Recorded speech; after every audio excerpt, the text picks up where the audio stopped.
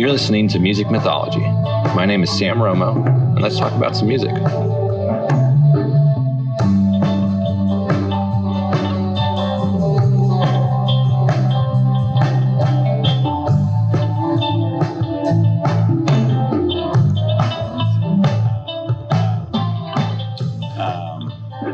don't know how you want to start off, or oh man, we can just roll right into it. So I wanted to discuss Jay-Z, but specifically, I guess so. My thing was like underrated favorites, and I was throwing out that my underrated favorite was the Blueprint 2.1, really, but the Blueprint 2, I don't think it usually gets the love.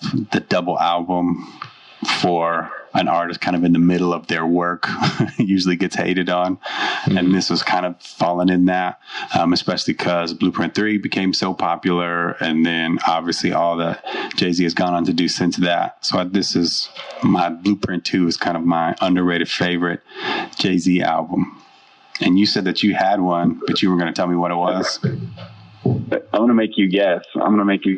But I looked at that playlist of like the 2.1, and that really cuts out a ton of the filler. And so, I mean, there's just not like the filler of like Blueprint 2. There's a lot of fat, but when it's that 2.1, it is, I agree. And so that is a really smart choice. Yeah, I was wondering if you wanted to guess. I was wondering if you wanted to guess what my underrated album was. It's pretty easy, I think, but, you're underrated. What's my favorite underrated Jay-Z album? What's number one for me? I was thinking you're going to say some garbage album, like. Yeah, it's going to be so garbage for you. All right, but you're going to have to defend it. Garbage album? Are you thinking Kingdom Come? Oh no, not that bad. Oh, okay. No, I actually I really think Volume 2 Hard Knock Life is just insanely good. I think it's like when Jay-Z like finally figured out mainstream and how to use his voice and his cadence and his rhyme style like as an instrument, and there's just really good songs on it. I became a Jay-Z fan when I heard Can I Get Up, and so that like obviously is number one with a bullet on that album, but just there's a few, you can look back at the tracks. There's a few that have stood the test of time, even though it came out in 1998. Okay. All right. Can I get Ja Rule and Emil? Emil. And then those long lasting artists there. Hey, what does Ja Rule guys say? What does he think about it? I wonder, where is Ja Rule going to come out with a project now? Does he still get Ashanti money? Because I saw Ashanti was going to do something this year. Oh, I think Fire Island might killed all that Fire Festival. Although he didn't Fire Fest, yeah, that's what it was. He didn't officially endorse that, right? He was just kind of associated with it because he distanced real fast when it started going south. Well, have you seen that documentary? Yeah. It's I just watched the what did I watch? I watched the one and not the other one because there was two. I guess the better one is the one that I didn't watch. So I don't know. Yeah, I can't remember what service we watched it on. But yeah, and that one, he's in it everywhere. He's like, he's the hype man. He's like, he's like the, the media credibility. He's the personality. That's like, yeah, this guy's legit. It's going to be a big deal because I'm Ja. What does Ja think? How is Ja Rule still legit in 2018?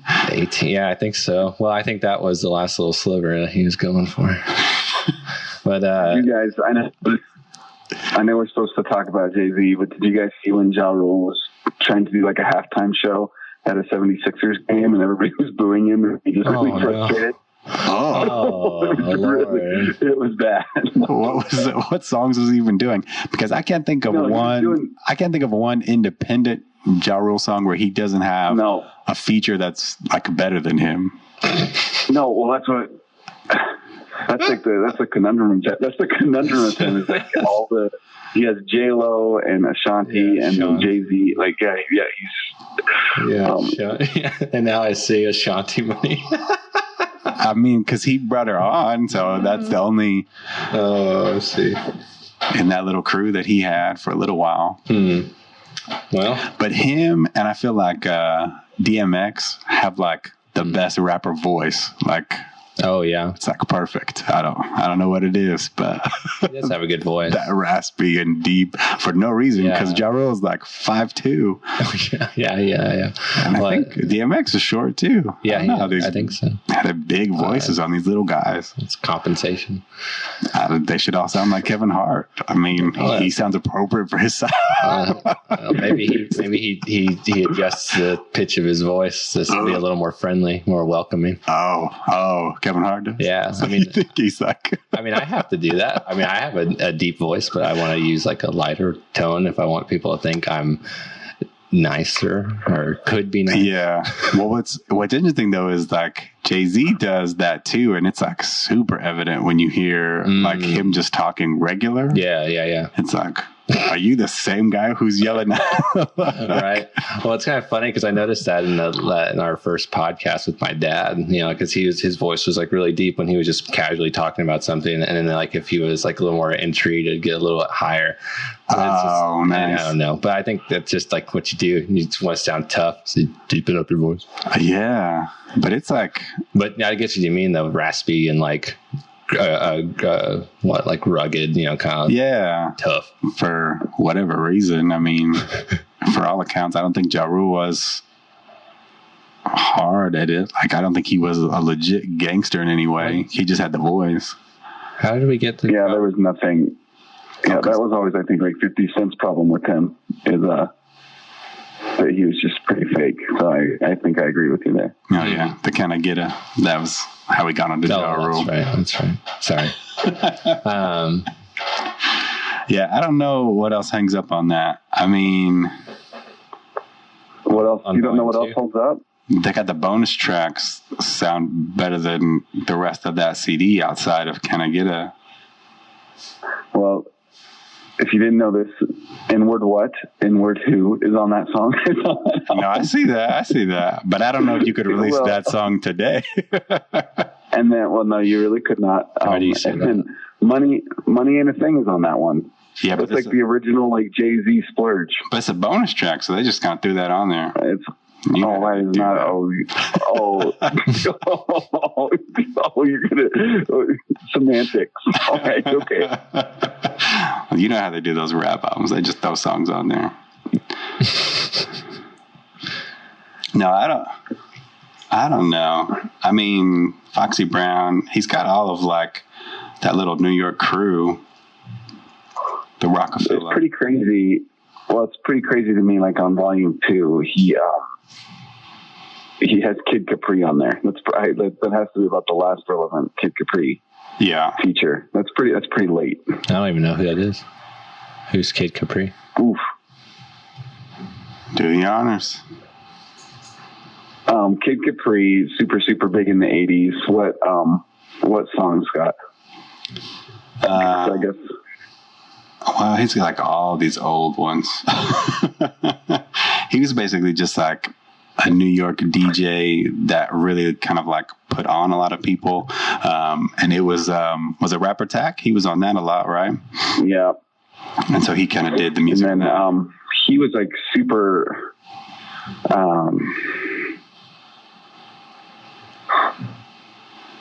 just super energetic too. Just like New York attitude. It's crazy that he actually made that album. He was like DJ Khaled before. Yeah, it was DJ Khaled. Yep.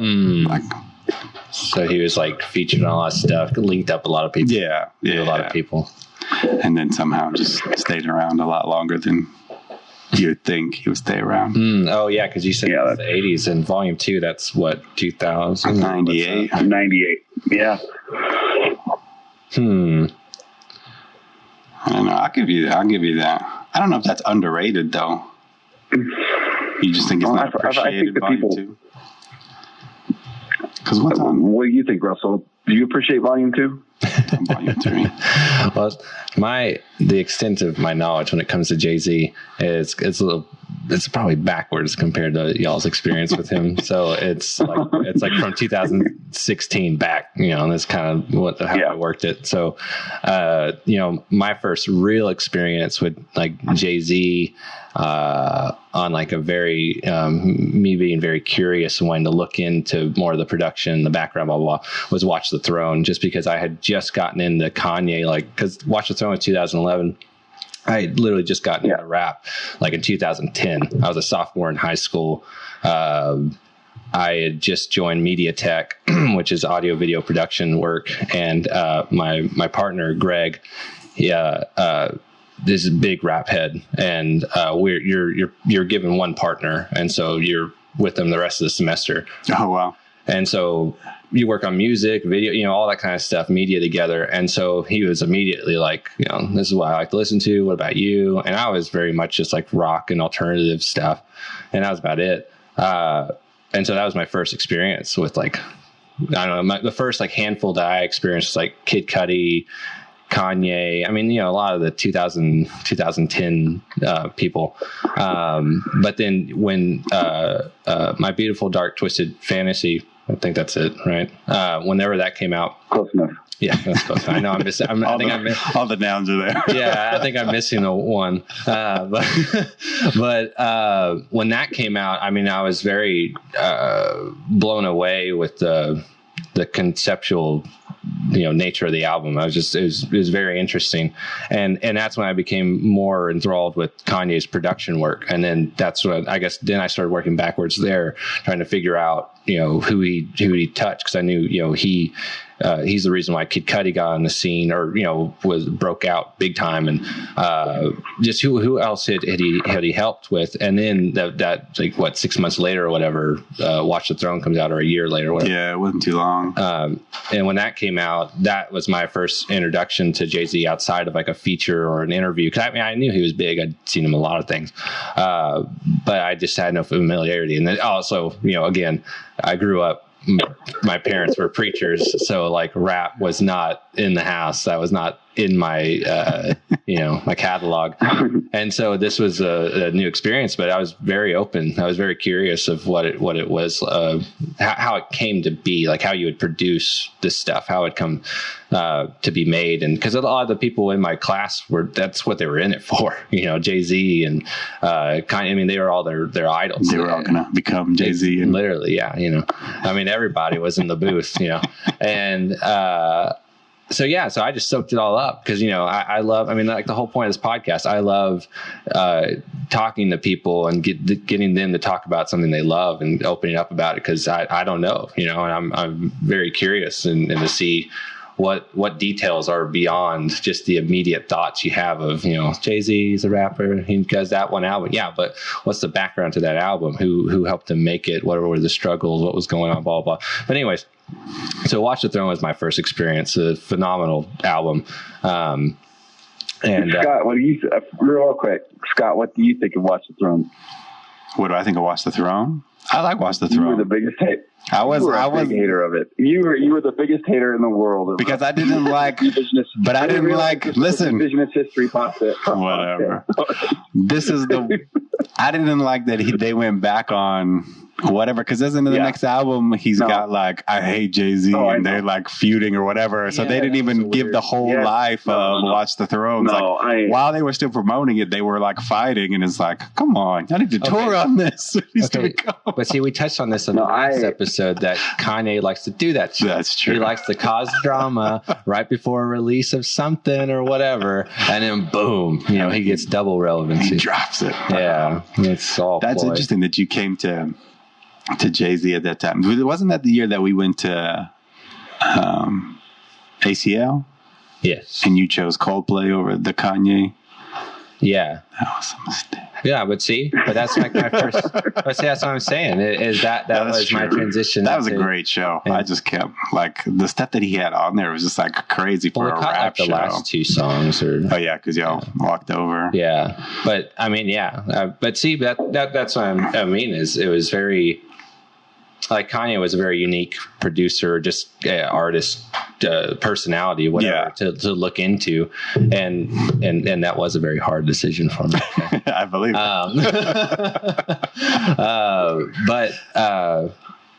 What were you saying? Oh, but the album, I really did like Watch the Throne, though. I thought like all the features were very unique. Like it wasn't just like scene people. Like it wasn't people that you would expect to see lined up and thrown on a Kanye or a Jay-Z album. I mean, I thought it was really good. I actually really liked the bonuses. My two of my favorite tracks on there were the bonuses. I think they were both bonuses, and it was Prime Time and The Joy with Curtis Mayfield. I love Curtis Mayfield, so it was awesome that they're no, that's Otis. No, that one's Curtis Mayfield, the Joy one, because Otis Redding's on Otis. Oh, I'm singing Otis. Yeah, but Scott started doing that beat, and Scott was doing the Otis Redding beat. Yeah. So what's that one? The Joy. I'm trying to think of it now. I can't think of that one right now either. Oh well, I'll listen to it in a minute. Can you hear that? Yeah. Oh, okay. I see. I think that's all I can play. Yeah. I think it's of it. But no, that's what always made me mad. And then what also made me mad was what else? Well, yeah, Kanye was driving me crazy at that time. Yeah, that was a weird. Well, I felt like he was for him. He was taking Jay-Z, and Jay-Z has like two of those albums where the other person, when he finally decides to collab, screwed him over because the same thing happened with R. Kelly. Oh yeah. See, I saw that. I didn't even know they did an album together. Yeah, because it died. Because right after they put it out, R. Kelly is in the news for this women and all this, the girls and peeing. And so bad. R. Kelly did him wrong so bad. They canceled the tour. They couldn't promote the album because he's basically like, this weird character now, and he still was. But it happened twice. It happened twice because there's unfinished business. No, I'm serious. Unless I'm making this up, there's unfinished business, but then Best of Both Worlds is a different album. Like they did it twice, and R. Kelly hosed him twice. Wait, so what's Best of Both Worlds? Oh yeah, R. Kelly. It's R. Kelly and Jay-Z dual album. Yeah, and I'm like R. Kelly. It was like this is the weirdest thing in the world. But R. Kelly was huge. Yeah, R. Kelly was like as big as Jay-Z, just in R&B. It's so weird. It's so weird to think about it now. Yeah, so Best of Both Worlds was 2002. I forgot that they had done it twice. That is, that's crazy. That's what it was. So wow, man, Jay-Z, because he did. So he what all collabs have he done? So he's done the R. Kelly one, I guess two. Kanye, Linkin Park, Beyonce. The Linkin Park. I don't know if that was. Oh yeah, he did do Linkin. Does that count as a full collab though? Because they were like, all they did was basically somebody mashed them up. Jay-Z did nothing new. Oh, really? Jay-Z did nothing new. Yeah, I think they just mashed it up. They just took just like. So who did the work? Just like Danger Mouse did the Gray album. White album. Yeah, that's crazy. Right, I didn't know about that because I love Danger Mouse. He's been like my favorite producer or one of them for like the last decade. I didn't even know that he did that. Yeah, that's an awesome deal. And he's they're supposed to be coming out with the new Gnarls Barkley, which nobody really cares about that except me. I enjoy all the Gnarls Barkley. I did too. Yeah, I have. What's that album called? I forget what it's called. Yeah, the first one. Yeah. Elsewhere. Yeah. I have the deluxe CD thing of that. It's got this real trippy cover. Well, the cover's real psychedelic looking. Trippy about those two. I mean, this was also super popular. Like, it's in 2000, he did Rock La Familia 2000. And that was supposed to be, if you look, like it's mostly featuring other people on Rockefeller, right? But they just really couldn't hold their own weight, and so it's basically a Jay-Z album. Like Jay-Z, I was gonna say, he had to do all the heavy lifting. Wikipedia has one, not like Wikipedia's the all, but Dynasty Rock. They have that as his solo album. Well, I mean, that's what like all of it them. basically, it turned into that. But, I looked at that one the other day, and like besides the Neptunes one, I Just Want to Love You, I can't remember one of those songs. Like, it's a really bad album. And then and then just Russell, you're interested in all the background stuff. I don't know when it started, but 90% or maybe even 100% of Jay-Z's albums and songs are recorded by the same sound engineer named Guru. So if you want to like look that up, it's pretty cool because if you ever hear him like shout that out, hey Guru, he's talking to a sound engineer. And how long have they been together? Oh, forever. I will look it up, but I know that like Black Album, Kingdom Come, I know for sure like he was still doing it for those. Well, yeah, I'm gonna look it up. Well, you guys talk. I will research. Sure. Yeah. See, and so this week was my first real experience in giving the Blueprint to like a serious listen, because I like that. Well, I guess I didn't really finish this tangent. So like I've listened to them kind of backwards. Like I listened to like Watch the Throne was my first experience, and then Blueprint 3. Like I mean, there's a couple of like Empire State of Mind, and you just can't escape them. Yeah. And so I was. Involuntarily. A lot of the Blueprint theory was like that. Because that had, I'm trying to think, that had Run This Town was on there, Empire State of Mind. And then what's the other one? They had another one that was just like everywhere. What was that other one? Young Forever? Yes, that was the one. Yeah, which that one's just a remix of the original Forever Young or whatever. It's very... Yeah, I mean, it's different, but... Gives a little bit. The auto-tune was kind of... But see, I haven't listened to this album in a while. I need to listen to this one again. But no, so anyways, so this week was my first experience with... I also listened to the Black Album, and I think that was the majority of it. But so this week was my first experience really listening to Blueprint 1 and 2.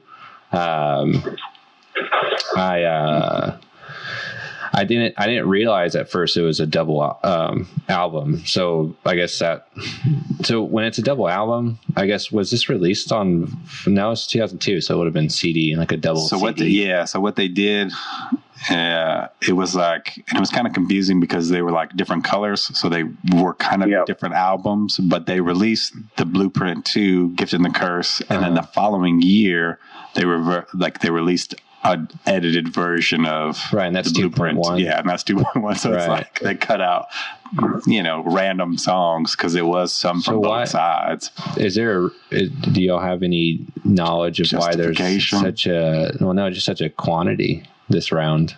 He wanted to so nobody could do, like, Outkast was like the first person that really pulled off a double record, and so I don't know that like in I don't rap? know if that's what Jay-Z was chasing or in rap, and so they were just really he was just really trying to do like this double record of like two different themes. Like if you look at it, you might be able to pick it out. It was he tried to be conceptual, and for the time it pretty much was, but it ended up just, if he would have had a classic album, if he would have just cut it in half and made it 2.1.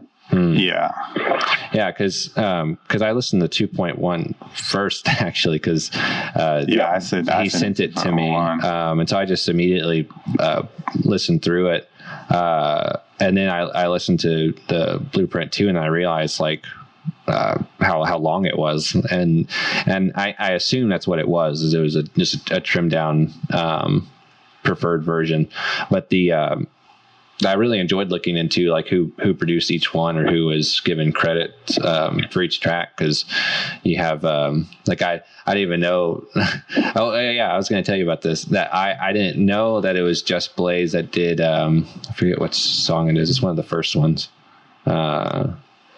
Man, my thing's not loading. Can you see which one that is? Hovey, baby. Is it Hovey? Yeah. And the beat in that is very, the beat in that is using assets that he uses also in the song Compton on Good Kid, Mad City. Kendrick. Yeah. It's like and so like I immediately, like when I heard it, I was like, oh, this is a good one. And then like I heard those effects and I was like, this is Just Blaze. I know it. Just Blaze in the 2000s.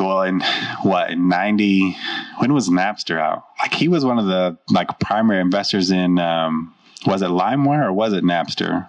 He was like, it probably was LimeWire. Oh, really? Yeah. He was like one of those kind of investors, and he was like doing all this stuff. Like, Just Blaze is everywhere. Now he's married to Alicia Keys. It's like so random in his life. I didn't know that. He went to Harvard Business School. Oh, man. He's like, he is, he's a totally random guy. I think he's from New York. I don't really know. I need to look up more of him. But yeah, he is a random dude. Yeah, I don't know much about him. But what's funny is, again, I don't know much about him.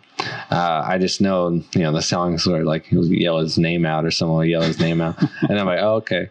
But yeah, I could notice that effect. But anyways, that's what I noticed on the album is I was able to pick up on when it was, I subtly possibly recognized that, as a Kanye beat because he was sampling like older songs and just a horn arrangement. And, you can kind of tell like, the difference. But it was interesting to look at the production list of members on different tracks and see a bunch of people from Marshall Mathers to Dr. Dre and even Prince. Oh, yeah. Prince? Yeah, I think Prince is on one of them. That's insane. I'd forgotten that. That's crazy. Oh wait, no, I gotta apologize. I gotta step back my Just Blaze praise. I'm thinking Swiss Beats. Oh yeah. I was wondering. I wasn't sure like if you were mixing it, but I was like, when you said Alicia Keys, I was like, Swiss Beats got her, bro. Yeah, no, I had that all wrong. Just Blaze. Here, I'm trying to see which... I liked telling your intro to Jay-Z. I'm trying to think of the first Jay-Z album that I listened to was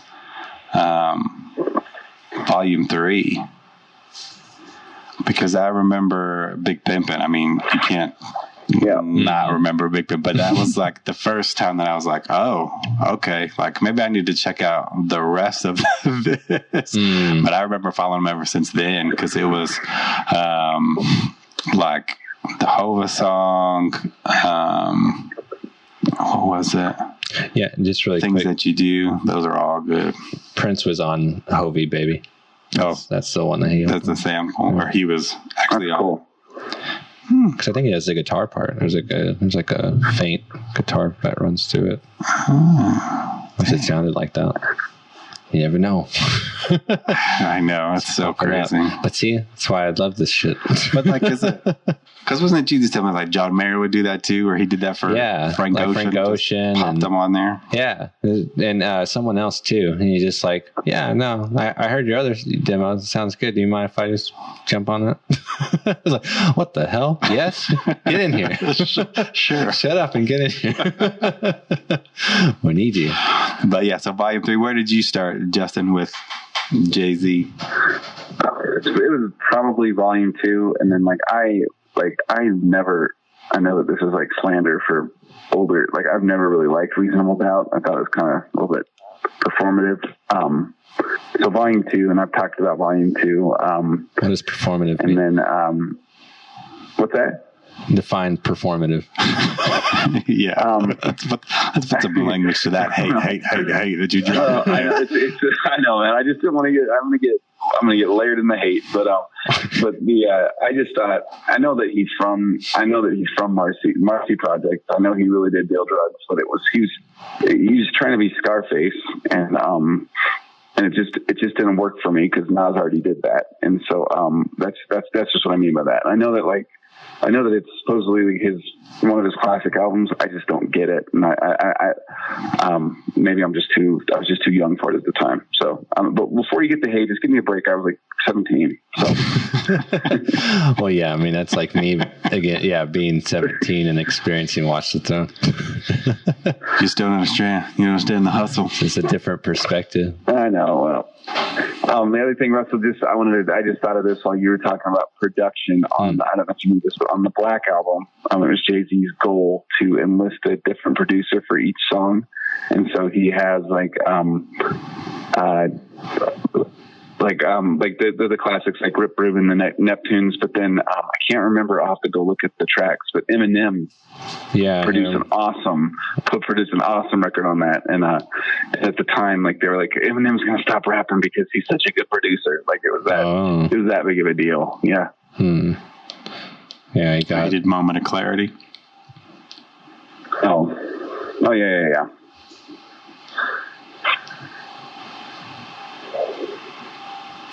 Yeah, I mean, Black Album's probably one of my favorites. I remember driving around in high school and thinking, like, he's going to retire? Like, he's going to stop? Eminem. Or, no, Jay-Z was saying, like, this is my last, like, we're going out. This is, me stopping or whatever. And then, I mean, he came back, like the next year? Or was it the year after that? And he was already putting out a new one. But that time I was like, so he's just not going to be rapping anymore? Yeah. And I didn't, have a concept of like he was doing all this other stuff business-wise. Because, I mean, that's, I guess, really, really makes his money and does things. But, he could rap too. So, Scott, I want to ask you, Scott, just from your perspective. So, like, the Black Album came out in 2003. Just guess, I mean, you might have just seen it just a second ago or this week while you're looking stuff up, but just in my life, like, I swear that, like, it took 10 years for Kingdom Come to come out. So Black Album came out in 2003. When did Kingdom Come out? Do you want to know? You were, I think, well, no, you were back in Colorado by then, 2006. I know, but that just seemed like 10 years. But just like in his career, he had like a really, really good albums every year. And so like 3 years to leave, like in 3 years just felt like forever. That's true. He was like producing every year. I mean, since Reasonable Doubt, he had done one every year. Yeah. I was just like, that's impressive. Like the stamina for that, to keep doing that much and to have it at least be received, because he had 2 or 3 singles on each. Well, he's got one. He's also got a treasure trove of writers and producers that are in his corner.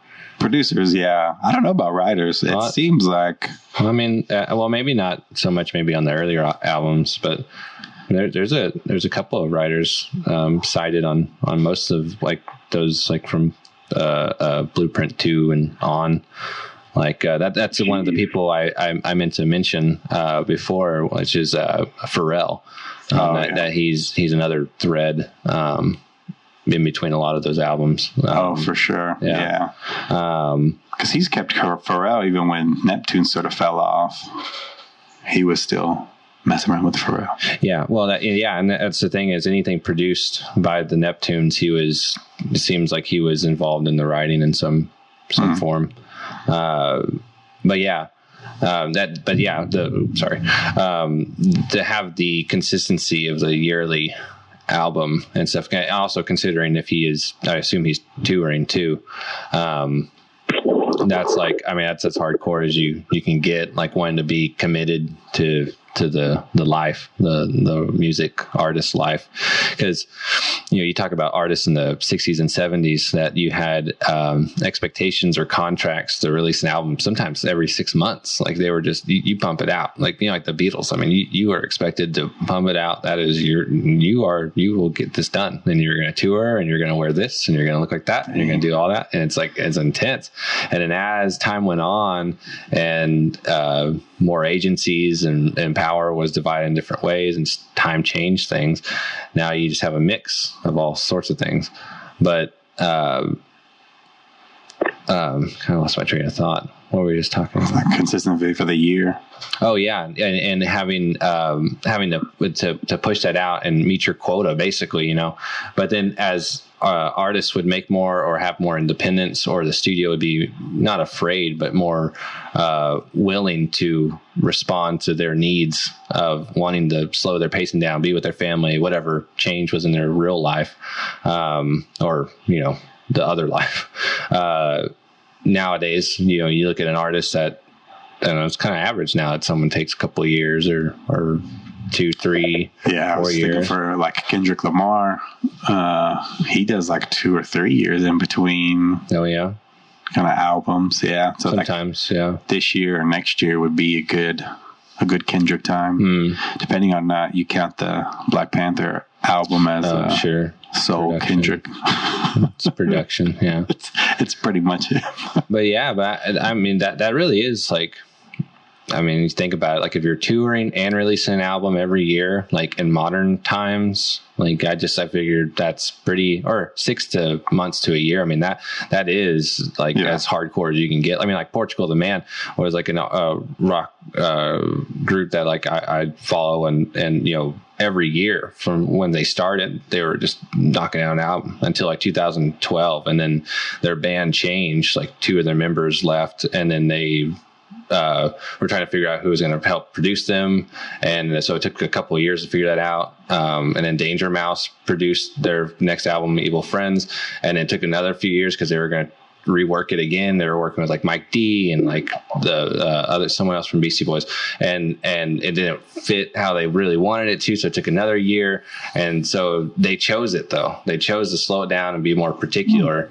Just to change the pacing. But I think I guess I'm just saying all this to really highlight that I appreciate those artists that are like really like locked into the method, into the generation of art, because they're just, you know, bop, bop, bop every year. And that's a crazy thing. I mean, I think that's a little different for some rappers, because with that, I mean, they write so much, like those that are working, like they just write so much, there's so much out there. Like, what's the rumor for Tupac, that there's like 2,000 hours or 2,000 songs or something that are just out there, and they're just not good, but you know, they're still recorded and they're put out there. And then for a while, like Lil Wayne had the rumors that he was working, and even Nicki Minaj, he's got hours. No, he's got out there. He's got hours and hours, even though probably none of it's listenable. Well, yeah, I think like just another person, a little more current, like Logic, like he talks about that. Like he has like, I think we saw him one time in concert, and he said that he had like 1,200 hours or something like logged of just like stuff he could continue to work on if he wanted to. Just wow. Just got it. It's content. And now he's a guy that there's a monster for you that like for every year for like 6, maybe 5 years, he released an album, like a good solid through and through album every single year. And then now he's retired. Like he's taken a long break to be with, I think with his son, I think is his thing. How old is he? He's got to be in his 30s. But yeah, there's a dude very committed, you know, just young, hustled, I think, in a kitchen and working like busboy shit, and then just learn how to make beats. And then he just would, I mean, you know, kind of straight Kanye story, to just make beats just every day, all summer when he was off. It's like all he was doing, and then just got better at speed rapping, because that's like another thing he was really good at. The crazy breathing technique where you're just go. That works for so many. But there's a guy, another character like that, that's just really devoted to his art and just pumped that stuff out like crazy. And he produced, I think, a majority of his own stuff. I don't think too many people really touched what he was working on.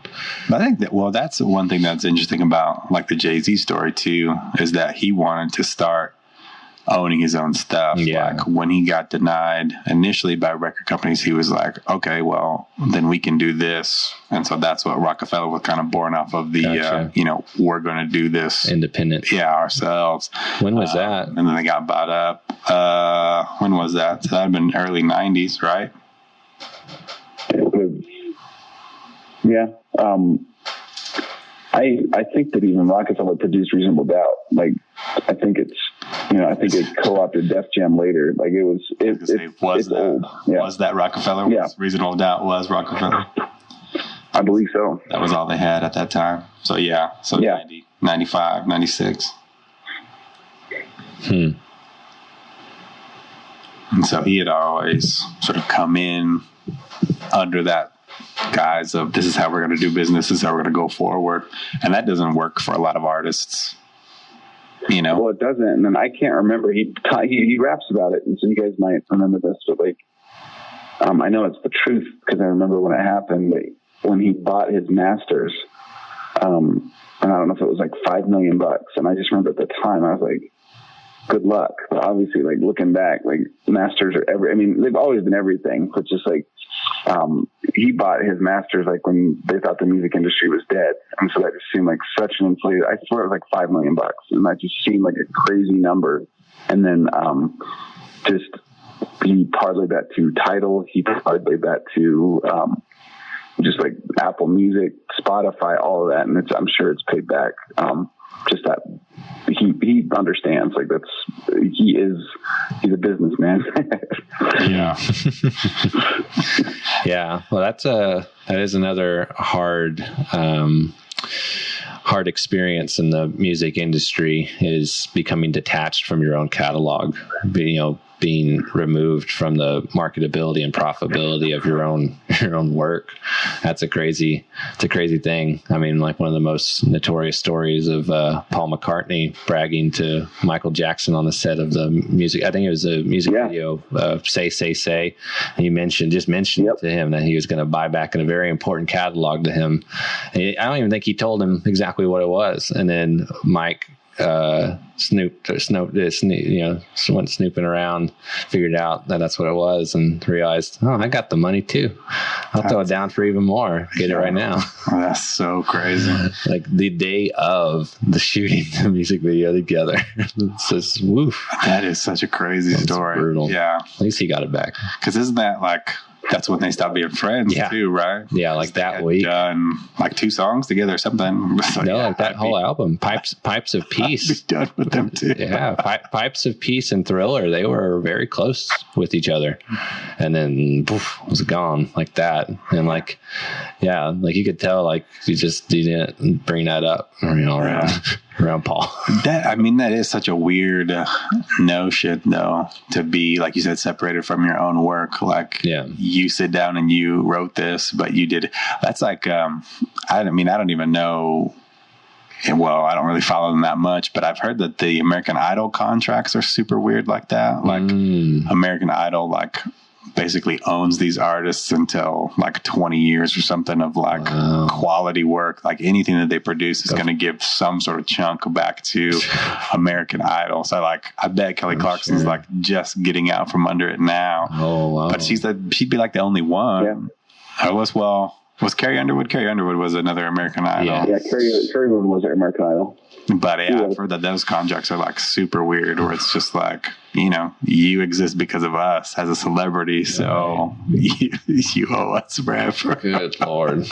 Yeah. I read like The Voice, that their contracts. Mm-hmm. I read this a few months ago, that The Voice, their contracts are so bad. Like this guy won on The Voice, and like, you get this record contract, and he like shows up to the record company, and they're like, "Oh, that's not real. Like, that's for the show. You got your contract was your payoff that we gave you for the show." Oh, wow. Like it's not even. Yeah. Wow. Yeah. I hope that's not some kind of like direction or ploy of saying, well, it's exposure. You're exposed nationwide. So what else are you going to get? You just got the best billboard you're going to ask for. Why? What else are we going to do for you? Help you? What? Yeah, that's true, because I haven't seen any of those. And there's some real talented folks that come through there, because they do it for real. Like, yeah, I'm trying to think, have they promoted any of those people afterwards? You get your little coach, and then after your shows, your season's done. I mean, literally, I think that's literally what that show is, or throwaway little snapshot experiences of influential musicians and possible, people just to get a name out there. And it's like, we're not going to pay out all this money and contract and next steps and future stuff. I don't want to be tied up in that liability. And then, a lot of them have already had failed contracts. So there was, some sort of baggage with them coming in. Oh, sure. But they can still sing. Yeah. Well, I'm sure that must be the unfortunate handshake in that deal for The Voice. Is it's like you get some money, I think, right? Or something. I know. Did they not give them any money either? I think you get money, but but the contract and stuff, which that's like the ploy of American Idol, because it's like commitment. It's like, to me, I feel like most of those contestants, they want what everybody wants, which is job security. Like, I just want to sing when you hand me a microphone. I just want a job. But that's weird. But yeah, that's some weird stuff. Those weird contracts, and nowadays with social media and grassroots exposure, even in like YouTube or whatever, and now TikTok, it's just like, well, what you got exposure. Yeah, but I wonder, like, if you're gonna have just like a ton more record labels, like, is Childish Gambino, is he on his own record label? Or? He was with Glass Note. I don't know if he's still with his own. Here, I'll look. Because I wonder about Tyler. Tyler is. Oh, okay. He's like on his own. Yeah. And they throw it out there. Like, if you'll see more of that. And I don't know if that's necessarily well, I think that's becoming better or whatever. But, like, everybody can get a SoundCloud and you can throw your music up there and get semi-popular, like the Billie Eilish type. Well, I don't know if that was exactly what Billie Eilish. No, she had connection. She had inside connections. But I want to say, well, maybe I'm lying. For Childish? No, for Tyler. I know Tyler produces all his stuff, but I guess the distribution and like music rights and still like Sony, Columbia. They own everything. That's why. Well, yeah. Like, I wonder about that Toby Ninjiwe. You know what I'm talking about? No. He had that Try Jesus song. It was like 2 minutes long on YouTube. It was really popular, but he's like a rapper, really. He had a song with Paul Wall because he's from Houston. Oh, okay. But like, they have no label, and they're really like out like of why they don't have a label, and they're like, if we can do all this by ourselves, why do we need you to promote us, or why do we need anybody to promote that? I mean, that's what I'm doing with our little band for its slow pace as it is. We're not touring and trying to push this shit really, but it's like you can see, if you do the research, you can find, especially if you go to school for it, if you go to school for it, then especially now like this, like, you can find the equipment and stuff. It's not, you just have to know what you're looking for nowadays. You don't have to, it's not the 80s or whatever. You have to know the right person and that has this equipment. Like, you can buy this equipment. It's cheaper than it's ever been. But like it's crazy. It is. I mean, how more democratic, but there's just so much more out there now. Yeah. How did we get here? I don't know. Are you there, Justin? I'm here, yeah, for sure. I'm listening to you guys. You're good. We just kept. But yeah, how did we get got here? There from Jay-Z being independent. Yes, achieving his rock status, and him putting on everybody else. He brought Kanye on, and then Kanye built up good music. And he also is like, when you say that, like he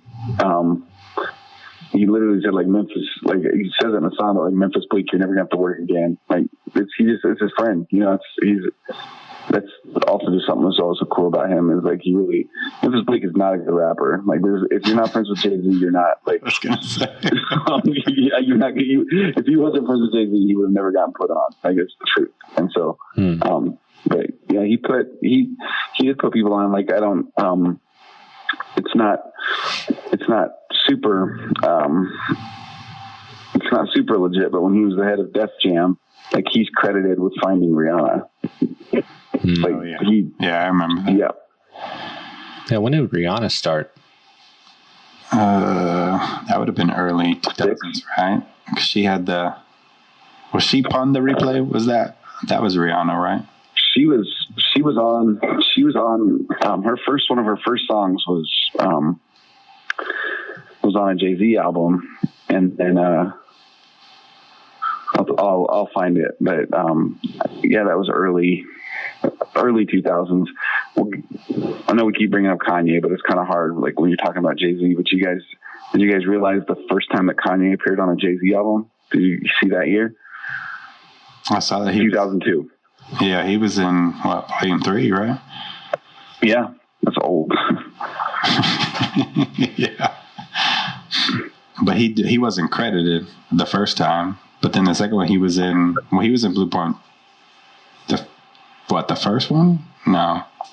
He was in 2.1 or 2. He was in 2 rapping. But I think he said like a line or something in the first Blueprint. But he's like not credited. He like sings the chorus or something.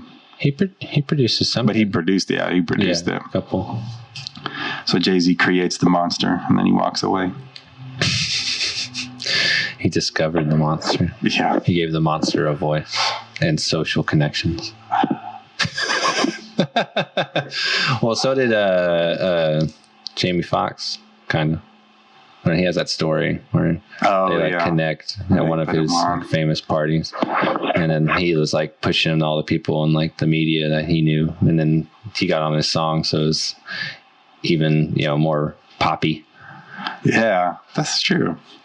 Jamie Foxx is random too. Right? Jamie Foxx is sneaky old. What do you mean? Yeah, he's like what? Oh! I see what you mean. Yeah. He's been around for he has. How old is he? Man, but he's done everything, man. Yeah, he is in everything. 67. So what does that make him? 52. Yeah, you would think it's 52. Do you know why he chose the stage name Jamie Foxx? I think I heard the story one time because he was trying to just get on the list. Like there were so many like women comics and white women comics that he just was like, I want a name that you don't know who I am coming up until I get up to the stage. Well, yeah, and I think it also had to do with like if they expected that it was a female comic that was a little rarer, so that they would like. He would get more likely to be on maybe earlier or at a more opportune time because they would expect someone that's like, ooh, Jamie Foxx. That's another dude that's just kind of thread randomly pops up. When did Jay-Z and Beyonce become a thing? Was that around Bonnie and Clyde? Yeah, Bonnie. Yeah, the Blueprint 2. That was the first that they were kind of out public. Although she was in the H to the Izzo video, which is in Blueprint 1, right? And when did they do? Everybody was in that video. That was like. I know, but she had no reason to be in that video. Destiny's Child didn't have any reason to be in that video besides their connection. They were trying. That was the TRL era. Everybody was in everybody's video. That's not true. Although TRL did do that, yes. What did Bonnie and Clyde or is it Crazy in Love? Was that the song? Crazy in Love is on 3, right? No, Crazy in Love is her song. Right. Oh, okay. Yeah. Right, but which one came out first? It's really, really close. It might have been like a trade because they weren't on the same record label. So like, we'll go on Jay-Z's album if she can come on, on ours, Right. Yeah. Yeah, I'm going to try and see. I think Bonnie and Clyde came out 2003. I do think Bonnie and Clyde came out first. For the Beyonce one. It's 2003. So then they came out the same.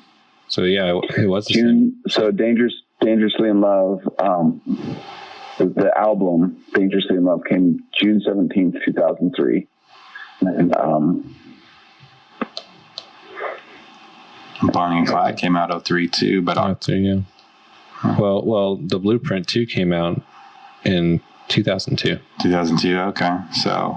Oh wow, that's crazy. Was first, and then it became official. Huh. So yeah, I guess it was like a trade. It's like became album official. And music industry official. Yeah, which that's a weird relationship. There. Yeah, just generally, I don't know. I mean, I feel like Beyonce could have been like an Oprah, like she didn't need to marry to just be her own little thing. Yeah, like. I don't know. What forces brought them together? Apparently, Sean Carter is completely different from Jay-Z. That's the only explanation. Oh, that's all I can figure is like the Jay-Z with like dreads now that like hangs out at the Nets games. I think that's like who she met, you know, not Jay-Z.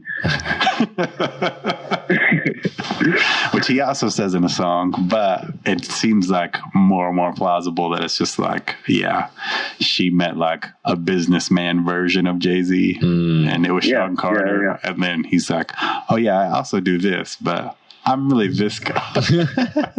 Don't think about that guy. That's not who I am. But then their whole whatever that was, and then 444, which I don't know. Have you heard the conspiracies of like the Lemonade and 444? What do you mean? Like it's all kind of like a ploy? Yeah. Oh yeah. Oh yeah. I think so. I have both actually on vinyl. Because I was very intrigued. One, you're like, yes, it was a ploy. Yeah, but yes, I bought those out. Yeah, I did. Well, I technically I think the 444 is a bootleg because it's like this crazy trippy color, and I can't find it anywhere. I don't think that's legit. It works though, and it's great, but. Yes, I absolutely think it was a ploy. I think it was just a formula to cause drama and disturbance, and But I mean, the Lemonade was so good. I don't know if I don't know if that could be a reaction. That's what's hard for me. That's what's hard for me is Lemonade is just so genuine in my mind. And I was talking about performative, and I just do not get that vibe about Lemonade. But maybe it's hard for me, Russell, because like Jay-Z, like older Jay-Z, like I could see him just like profiting off of Lemonade, like as a business person. And so that's, so I could see the ploy on his side, but Lemonade just seems so good. I'm sorry. I know that's hateful. No, honestly, I think there probably is truth to it. If anything, I think it might just be over dramatized to cause more of an interest. Because they're both really, they're master storytellers of, situations and emotional scenarios. So I feel like and especially, I mean, the way you can do the most damage, or the person that can cause the most damage to you is the person that you love most. So I figure they realized, if they wanted to cause a real music feud, or some kind of riff in the expectation of the music industry and trajectory of how things are going, and like if the ultimate couple all of a sudden turn on each other, how about that? And then they wrote albums towards each other. Not Chris Martin and Gwyneth Paltrow. Oh Lord, yeah. Oh, what's her company called? Goop. Yeah. Oh, poor Apple. Right? Isn't that the name of their child? Right. But yeah, I don't know. So I feel like there probably is realness from it. Absolutely. I have no idea. Who knows? Yeah. But I just feel like it's so perfect. Like the back and forth. Cause I remember, I used to work with someone at Fast Signs named Zynga. Shout out Nzinga. And she was a huge Jay-Z fan. I mean, like the biggest. She would tell me so many random facts about him, just like at random times. Like if she thought about it, she would tell me. And I loved it. Cause you could tell she was legit passionate fan. And so she was telling me all about like what was going on. And I was like, man, that's so intense. I was like, I wonder. And I remember like us just riffing, just talking about like, what if he made an album like in the same light, like just from his perspective. And then like 6-8 months later, then like it came out. And because I remember she saw like some like little post that was posted by him or someone, and then taken down really quick, and it was just the number 444, and then there was like a blank billboard in New York, I think, that popped up, and it said 444, and then she told me, she was like, "Did you see this?" I was like, "No," and she was like, "He's gonna release an album." I was like, "Oh crap! Do you think it's it? Like, do you think it's the response?" And she's like, "I hope it is." And then she lost her mind, when it came out. And I mean, the album's really good. They're both high quality, really good, like epic tracks. That's what I was trying to remember. I can't remember. Maybe I need to go back and revisit that album. But I remember thinking like, I'm gonna go grab it. He says next to nothing in this album, and it's just okay. You know, like, I don't know how he was gonna like spell out who it was. Under what? Yeah. But I was like, this is what we get. No, I felt the same way. That's so interesting. It's just so interesting that I'm sitting here trying to figure out why I can't remember the tracks. It's because they're times. Oh yeah, they are times, huh? They're just times on here. What were you saying, Justin? No, that's just really interesting to hear Russell say that 440, just his thoughts on 444. Because I just was like, I remember I almost cried. Like when I first heard the Black album, because I was like, this is really it. Like, he's really quitting, you know, kind of like what you were saying, Scott. And then like 444 just didn't have, even though it's probably the most emotional album, I just resonated the least with me. And that was a weird feeling for Jay-Z, like for Jay album, in my history with him. That was pretty weird. But I will, like, just from what you're saying, Russell, I do want to give it a re-listen. Yeah, I mean, I thought it was pretty good. Like, I really liked, the production work on it specifically, I really enjoyed. Like, the story of OJ, like, and 444, like the beats on those are really crazy. Family Feud, that one's really good. That's the one with Beyonce. There's another one. I need to re-listen to this album. I haven't listened to this one in a minute. And that feels so long ago, but that was only 2017, right? Yeah. This has been crazy. A long year. Right.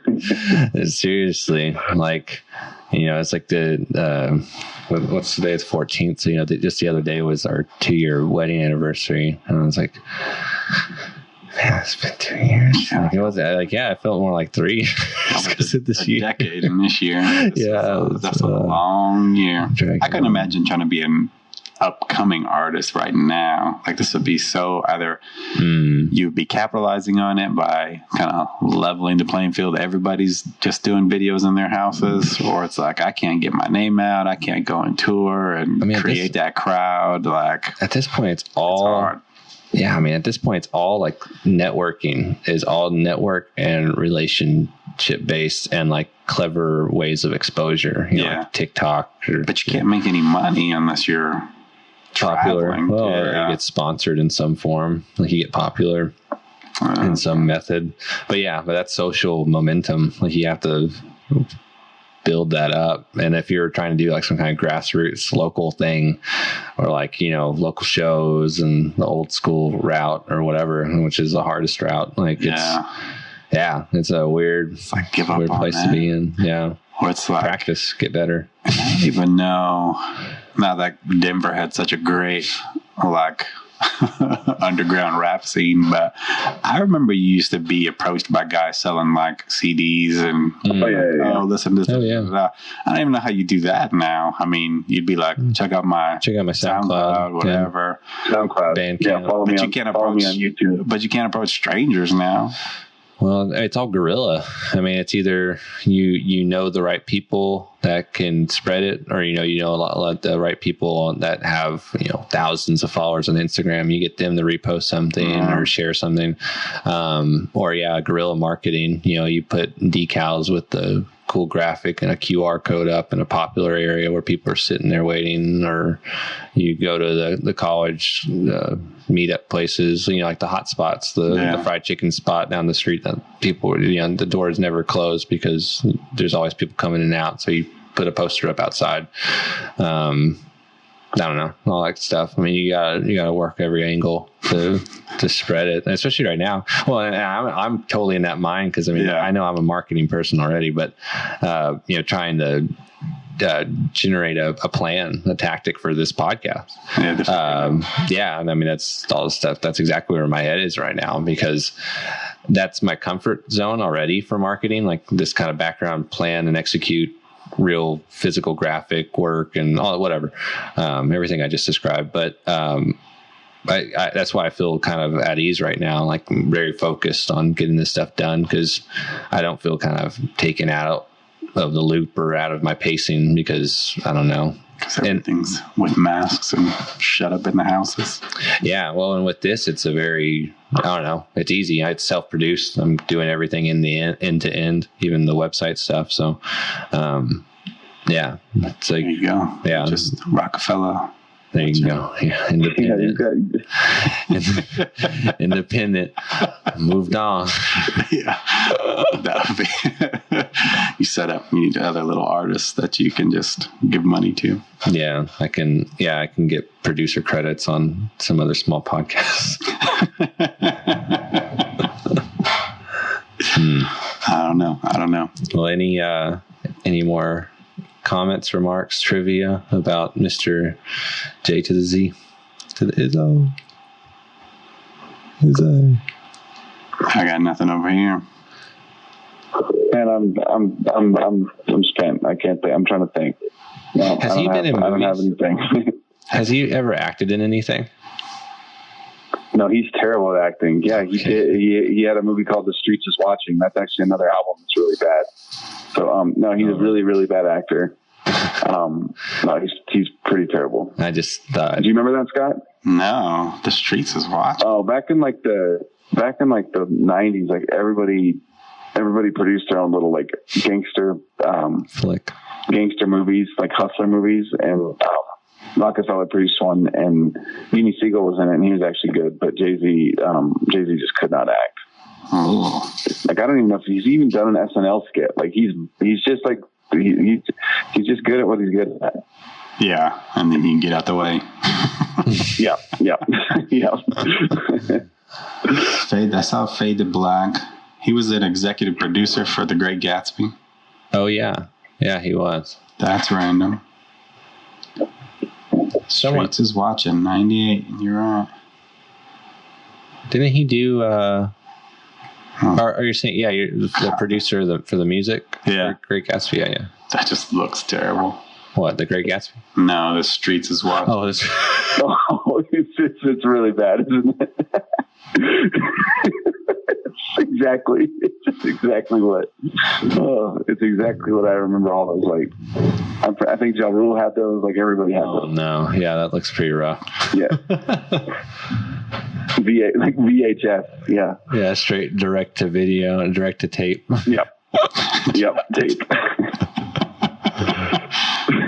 But he just did. What does Josh say? He just did some sort of like campaign cartoon type thing he narrated, and he has a book. He might have 2 books out now. Jay-Z, that is.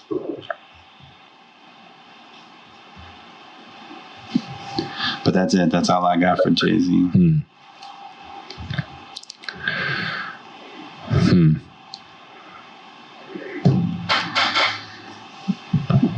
What's next for Jay-Z? Yeah, I have no idea. What's on the horizon? He's going to look like George Clinton by the time 2022 comes around. Oh yeah, this is the question I thought of earlier about Jay-Z is what's this year done to him, since we were talking about how weird this year has been. Has anything happened in relation to him this year? Is he still got ownership of the Nets, right? Oh, really? I think he sold it. Did he? I think he sold it. Yeah, I think so. Well, I don't know, because he's got the clubs. So those are going to be underperforming for the year. He's got stocks and art. He's got Beyonce, what she put out this year. Yeah. That Africa King. Yeah, Africa thing. Yep. That was so terrible, but whatever. I couldn't watch it. Yeah. What is it? What was it called? Inspired by the Lion King? Yeah.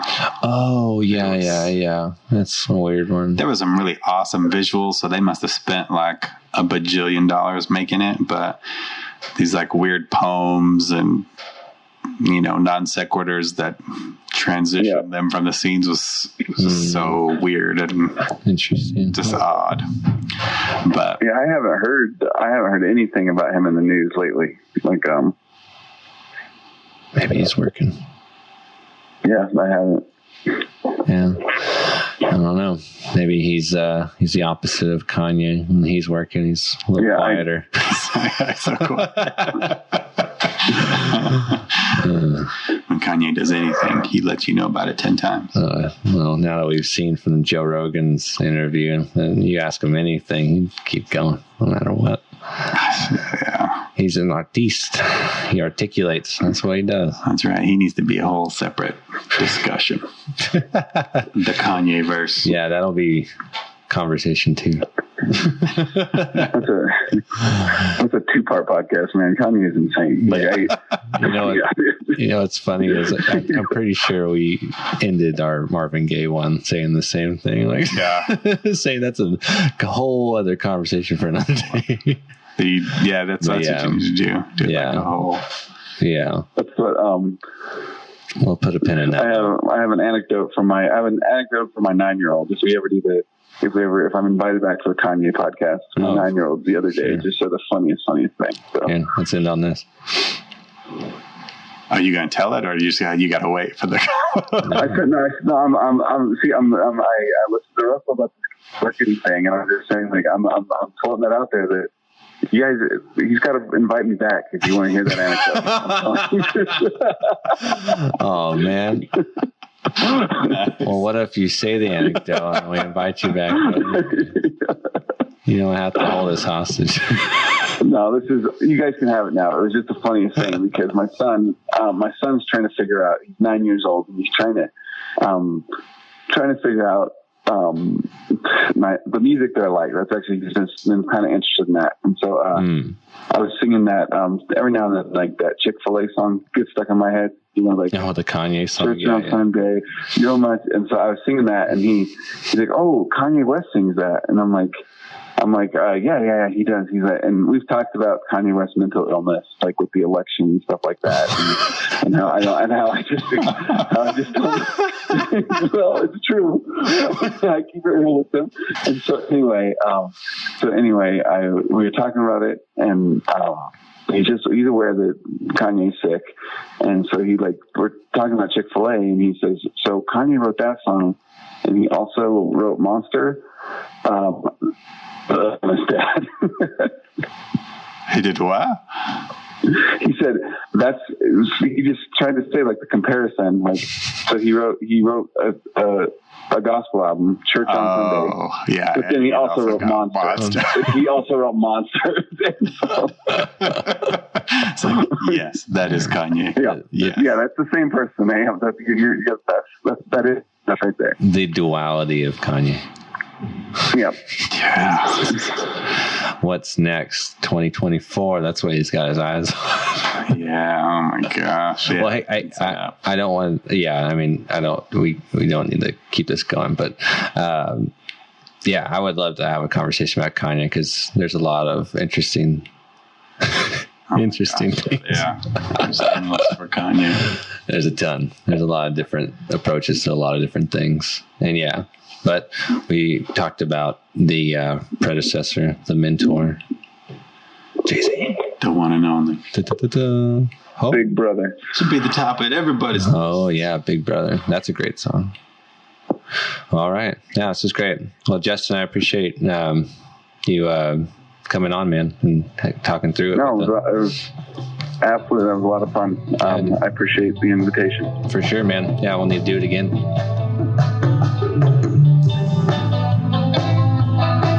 Thank you for listening. For more episodes, visit our website, musicmythpodcast.com, and follow us on Instagram and Twitter.